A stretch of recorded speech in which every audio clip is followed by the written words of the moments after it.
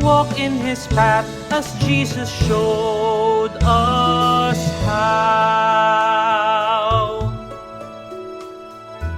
Magandang araw po sa ating lahat. Pagpalain tayo ng Diyos sa ating pong pagpapatuloy sa ating pagninilay ukol sa buhay Kristiyano.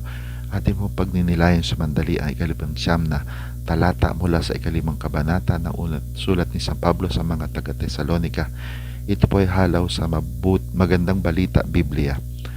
Huwag na ninyong hadlangan ang Espiritu Santo.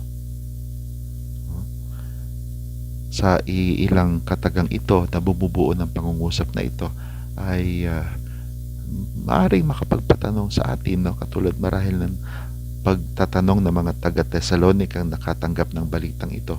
Paano kaya ako nakakapagpigil sa Espiritu Santo? Alam natin na ang Diyos, ang Espiritu Santo, ang Ama, ang Anak at Espiritu Santo, ang Diyos ay kaya ang lahat ng bagay. Ngunit paano ba siya napipigilan? No, hindi ibig sabihin hindi niya kaya ang lahat ng bagay. Ang ibig sabihin po nito ay dahil binigyan tayo ng Diyos ng kalayaan, itong kalayaang ito ay isang bagay na nakatutuwa. No? Ngunit itong isang bagay na itong nakatutuwa na tinatawag natin kalayaan ay isa ding bagay na talagang nakakapagpanginig, sapagkat sa pamamagitan ng tamang paggamit sa kalayaan ating maaring masundan ng Diyos.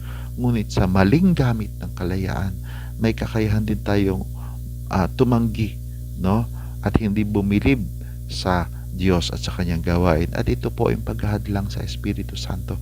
Kapag tayo mismo ayaw nating pakilos sa Diyos, ayaw nating paakay, ayaw nating paggabay, anong magagawa ng Diyos?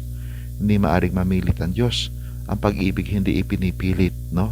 Kung kaya lagi nating kausapin ang Espiritu Santo sa ating buhay. Banal na Espiritu, tulungan niyo po ako na hindi pumigil sa inyong pagkilo sa akin sa sandaling ito. Amen. Pagpalain tayo ng Diyos. Walk in His path as Jesus showed us